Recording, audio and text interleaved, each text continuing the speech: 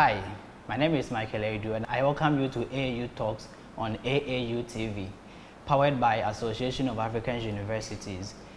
Today we are discussing the diaspora as a resource to Africa's development, and we are on the campus of University of Lagos, Nigeria. We'll go for a quick break. When we come back, I introduce to you my guest and the show continues from there.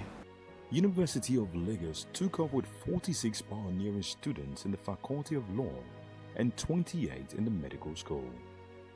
While students of the medical school had their first lectures on 3rd October 1962, those in commerce and law had theirs on 22nd October 1962. Today, the University of Lagos story is a radically different one, and of course in a very positive way. This is because the university's administrators have over the years committed themselves to an unwavering vision of perpetual transformation. Indeed, each administration has left UNILAG better than it met it. Welcome back. This is AAU Talks on AAU TV, and today we are discussing diaspora as a resource to Africa's development. As I said earlier, we are on the campus of University of Lagos, Nigeria, and we are speaking to a senior research fellow in the name of Dr. Kayode Esiola. Welcome to the show, sir. Thank you very much. Now, when we talk about African diaspora, who are they? Well, from what the word implies, diaspora refers to those found outside their ancestral homes. So when we refer to people as African diaspora, we're talking about people who are Africans by blood, by origin, by orientation, by spirituality, by extension, who are not living in Africa, perhaps not born in Africa, but are living elsewhere, and perhaps are born elsewhere. Maybe to the extent that they almost have lost complete link with their sources. When we refer to these people, we talk about the diaspora. So what is the need to study these people? I mean, people who are already lost. Why must we study people who sometimes cannot even locate where they are from? If you consider them as people who are already lost, then you have answered the question of why we need to study them. He who goes to the physician is he who has some medical ailments.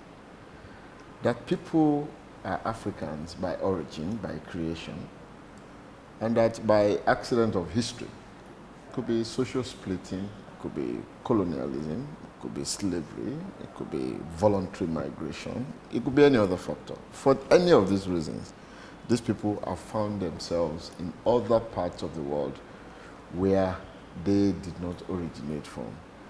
And when they get there, they face all sorts of contradictions: economic, social, political, sometimes religious, sometimes psychological.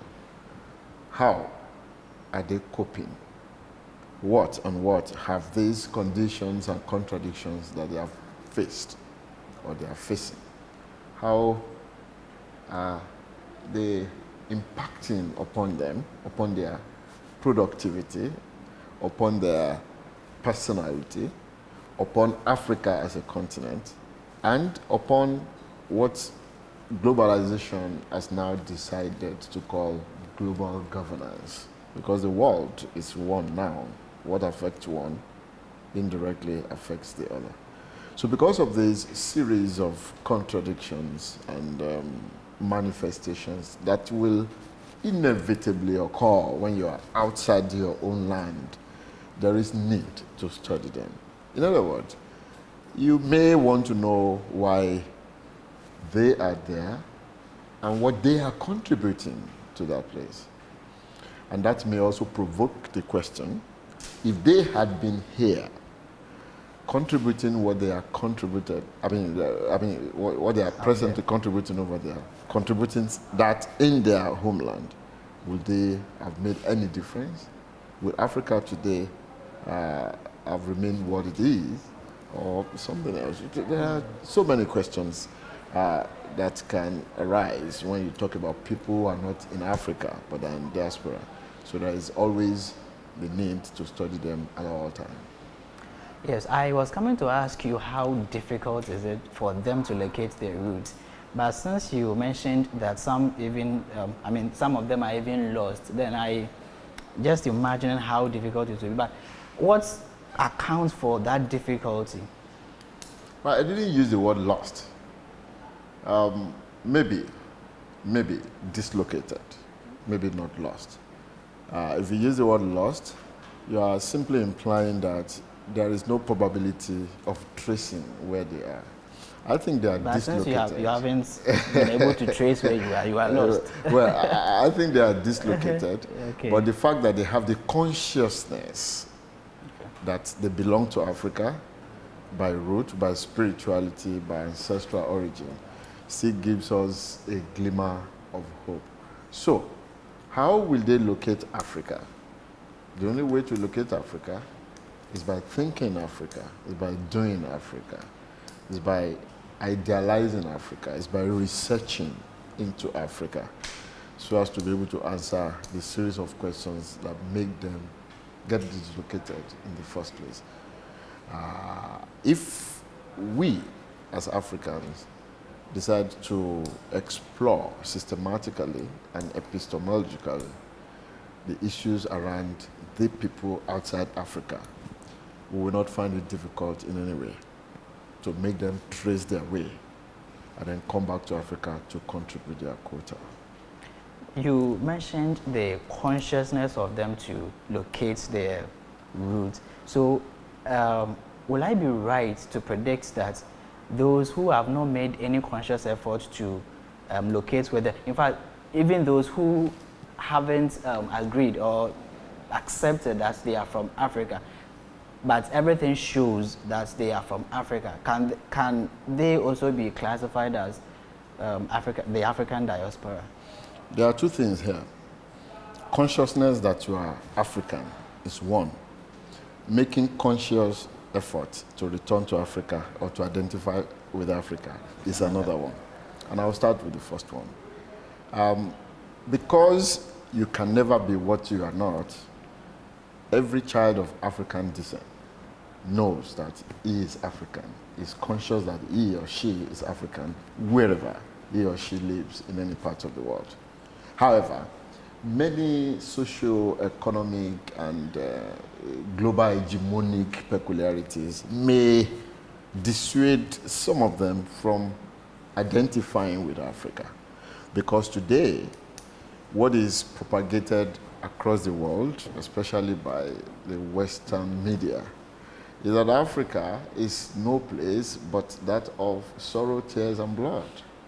Africa is laden with diseases. Africa is synonymous with HIV, AIDS, poverty, terrorism, and all this stuff. Yes, some of these things are there, but rather than just use them to summarily identify Africa, Africans need to tell them that they are manifestations of the contradictions that emanated from the relationship that Africa had with the West and that still has with the West at this point in time. So the problem of consciousness does not really exist in my view. An African person knows that by history, by revelation, by whatever, is Africa. But what the problem is to me is whether or not those who are conscious that they are Africans are making conscious effort to identify with and revive Africa. And if that is the problem, and if you agree with me that it is a problem, the problem can be explained away by the fact that the way Africa is projected all over the world does not even make Africa, attractive to them. And so they will not want to identify. Interestingly, that is one of the reasons we have established this institute. When we study ourselves, when we study those who are part of us but are in the diaspora, we begin to have pragmatic explanations of their behavior, of their thinking, of their psychology, effort, skills, name it. And then we'll be able to resolve the contradiction. This will take time, but the best way to start is just to start at any point in time. Okay, so you've talked about the contribution of the Institute of African and Diaspora Studies here at University of Lagos to finding their roots. What policies, national policies or continental policies are also existent to help them able to locate their roots? Well, as a research institute, the basic thing that we do is explain, investigate, and come out with positions for the policymakers to adopt. Again, part of the contradictions is that majority of the African governments are not African conscious. Maybe that's where we want to start the work from. We want to make them begin to know that they are African government before they are part of the global governance. So that when we make researches here and we make findings and we make explanations, they will adopt whatever position we give to them because they're informed decisions, and then use them to fabricate policies that will be implemented in a bid to attract Africans towards coming back to Africa. But at continental level, especially at the level of international organizations, you perhaps will not be unaware of what AU is doing, what ECOWAS is doing. These are efforts that are tailored towards revitalizing Africa. Matter of factly, at present, in the southern part of Africa, there is a young man that represents a particular political party who is now giving people better orientation that Africans are Africans. Wherever you come from, north, west, south, you should not engage in discrimination. You should not engage in xenophobia. You should see Africans as Africans. These are going on at the level of orientation. But because majority of African governments in African states are yet to be African conscious, much will not have been said to have been recorded in this area. And that is, again, the challenge that African institutes all over the world need to face. The orientation and reorientation need to come first. Once you put people in the correct and right frame of mind, then they will be able to engineer the policies that will be necessary for them to do pro-African things. Okay, Doc, we take a quick break here to come. Viewers, we take a quick breather here. When we come back, the show continues. As with any other university, the human resource of University of Lagos is comprised by two categories of staff, academic and non-teaching. Needless to say, a high level of synergy is required between both categories for the university to function effectively and deliver on its promise as a true citadel of learning. Welcome back from the break. This is AAU Talks on AAU TV, the voice of higher education in Africa. And we are speaking to Dr. Ayo Yussuf of the University of Lagos, Nigeria. We are discussing the diaspora as a resource to Africa. Welcome back, Doc. Thank you. Now, some of these perceptions that you earlier mentioned of the African diaspora, are they really perceptions?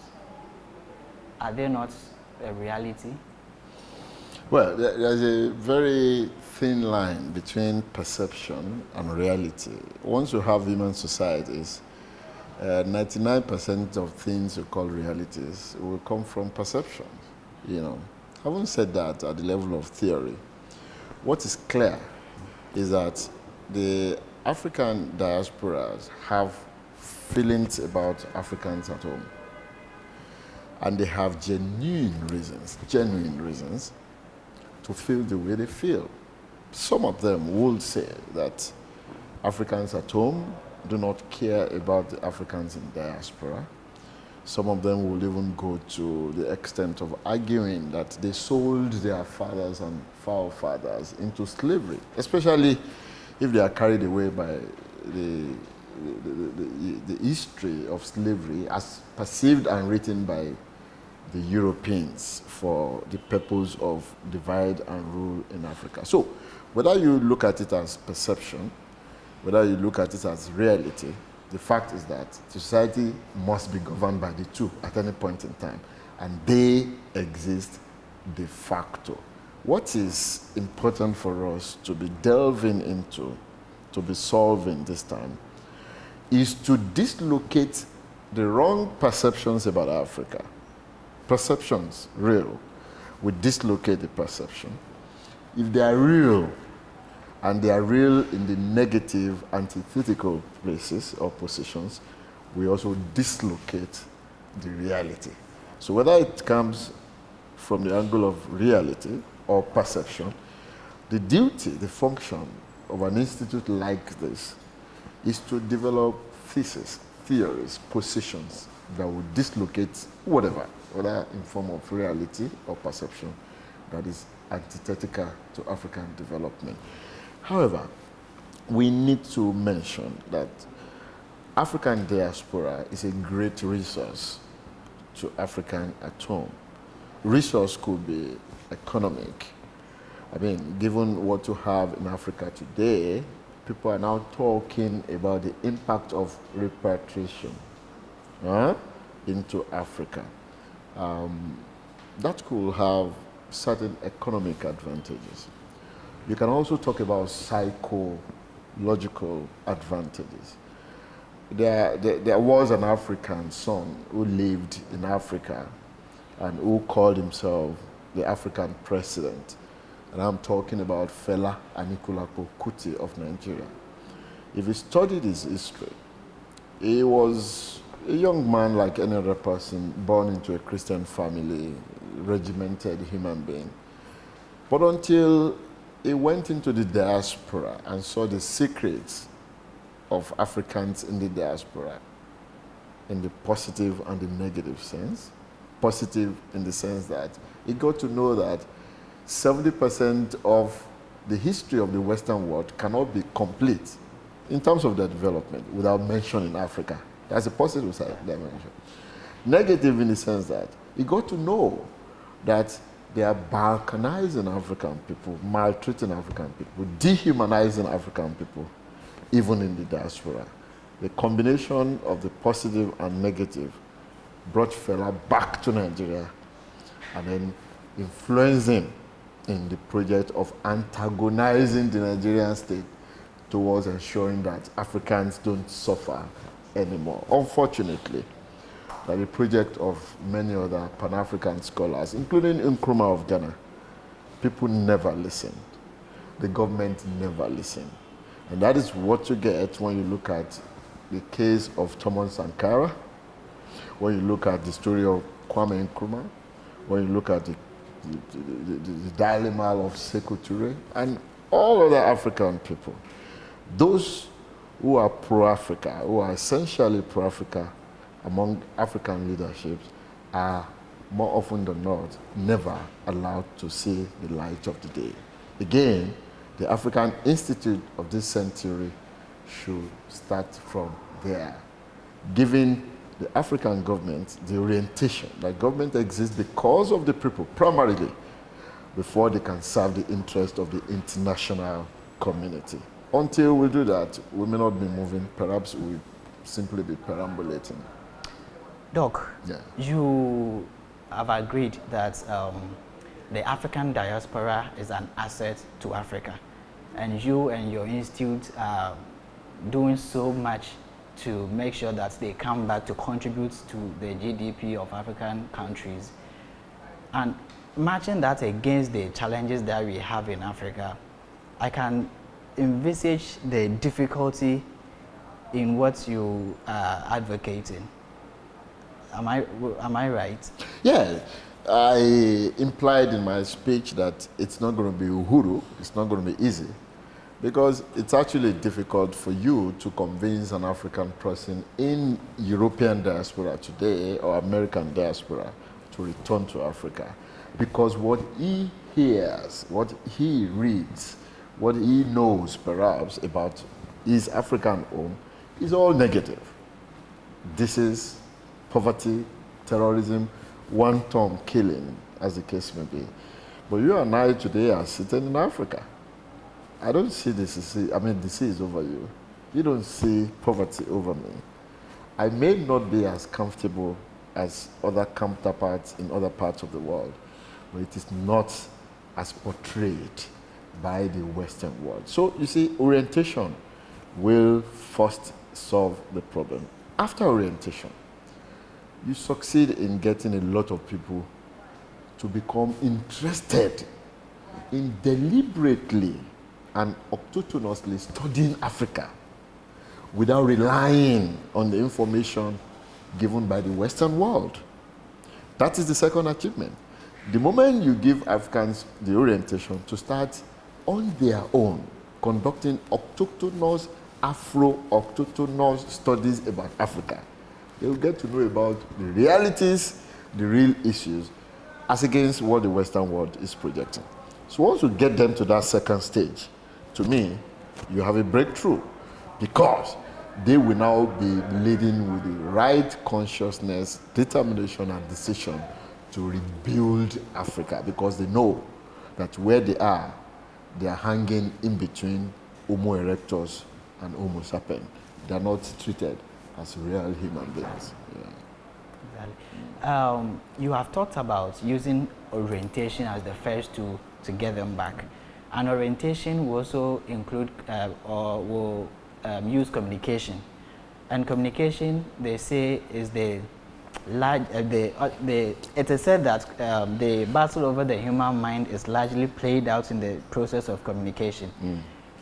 But I say that it's not just the process of communication, it's the process of effective communication. So what strategies are you going to use to ensure effective communication to succeed in bringing these African diaspora back to Africa? We shall use many means to communicate and communicate effectively. As a research institute, the first and the greatest tool that we have is our research. And what is going to be peculiar about our research is the act of doing African researches the African way.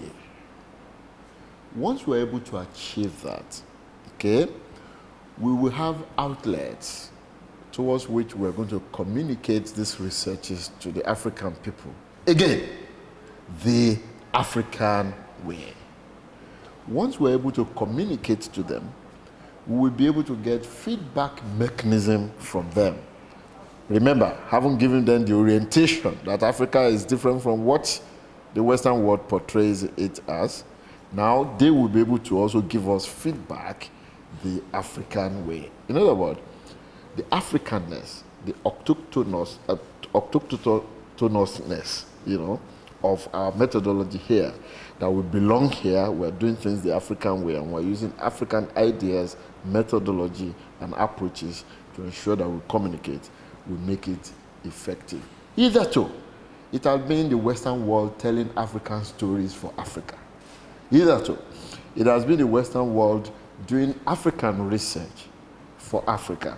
I mean, you see a lot of Europeans, Americans who just come to Africa, Nigeria for about 5-7 days, and then they go back to England and say they are PhDs in African studies. And then when issues come, their countries, governments consult them as experts and authorities on Africa. I mean, you spend 7 days in a country that has existed, a continent that has existed for donkeys of the years, and you say you are an expert. That is not going to lead us anywhere. And that is why we are saying now that it is high time that Africans began to do their researches by themselves, using methodologies that are peculiar to them, so that they will disseminate information to the world, information that is autochthonous, that is from Africa itself, so that they will get the right message at the right time. To me, if it is done that way, the communication is effective. Doc, instead of going through this legwork to get them back to Africa, why wouldn't you rather they remained there, worked, and then repatriated some of their salaries to Africa to help our economy to develop? Two things I'm going to say about this. When we say Africans returning to Africa, we don't necessarily mean physical return. Okay. I keep emphasizing consciousness. If I'm in Europe and I know I am African, but I don't have a root here, I got no son, I got no uncle, but the moment I get to know over there that I'm African, I am going to continue to contribute towards the development of Africa. I can sponsor people scholarship. Yeah. I can do contribution into health, religion, spirituality. That is returning home. It doesn't have to be physical. That's number one. Number two, the idea of globalization presupposes that you should be able to live in any part of the world anyway, in theory, and then make the kind of impact you can make in any part of the world. So whether they return physically or they stay over there, because we know that even the weather alone, the climatic condition that they have been used to, they not want some of them to come back to Africa. Let's forget the fact that they are more prosperous economically and all this. So the agitation is not for them all to return physically. It's for them to have the consciousness that they are Africans, so that in everything they do, they will think Africa. And then thinking Africa is part of contributing towards the development of Africa. If you can return physically, fine, you're welcome. But you can still be over there and make Africa the centrality of your action, your thought, your research, your engagement, your disbursement of fund, whichever. And then if you do that, you are contributing also to Africa. Okay, Doc, we are at the tail end of the discussion. But before we go, what are your last few words for the African diaspora out there? Fela Kuti explained that in the song titled Think Africa. And the only way we can advise them is follow that path. Cast your mind to Africa, African people all over the world. Interestingly, Africans are very, very dialectical people in their thinking. They are the ones that say, Ajodu. Kodidemarewo. That's Yoruba. It will simply mean, if you want me to do the interpretation, that the diaspora cannot be so much interesting that Odide will not return to Iwo. So wherever Africans are in the diaspora should not be so much interesting that they will forget to return to Africa. And I told you what I mean by return. Return either physically or in terms of extension of consciousness. Okay? They need to return to Africa. But then, it's them Africans who have the proverb that says, Torí pé wọ́n lè má fẹ́ ní ilé ẹni, la ṣe ń lọ sílé kejì. Again, I will try to interpret. In case your neighbors don't like you, that is why you choose to live in another neighborhood. There are many Africans today who are outside Africa, not because they hate Africa, but because the kind of things they want to do not exist in Africa. They can still remain in diaspora. But with the consciousness that I've been emphasizing, they must continue to make contributions to Africa. Once we're able to connect at the level of consciousness, it becomes spiritual connection, okay? And then Africa can only get better for it. But the idea that everybody must return to Africa will not work. That will be anti-globalization, anti-global governance. Don't forget that even the Europeans are also in Africa. There are many of them who are in Africa who don't even care to go back to their country. In South Africa, you have them. In Republic of Benin here, I know a lot of white French citizens who choose to live in Africa. I think that's how to make the world a better place. You know, it's not about you living in your country. It's about having consciousness that this is where you are from. And anything you do, wherever you are, you must link with your home. If you put it on that assumption, the world will be a better place. Because Africa cannot only be good if the rest part of the world is not good. And that is why the world is talking about global governance now. Global governance is not in the interest of Europe, it's not in the interest of America. They are already well governed, in theory. But they also know that so long as Africans are not well governed, and there are crises, there are uprisings here in Africa, by extension, it will get back to them. And that takes you back to another proverb of Yoruba, which says, Ajoje odun, tenikan ubani. It's not interesting eating alone if somebody is deprived. Exactly. That's the best interpretation I can give to you. Thank you, Doc, for your time this afternoon. We are very grateful for it. You're welcome. Viewers, this has been AAU Talks on AAU TV, and we have been having an insightful conversation with Dr. Ayo Yussuf of the Institute of African and Diaspora Studies here at University of Lagos, Nigeria. I hope it was insightful for you. I hope it was useful for you. Remember to tune in same time next week. See you later.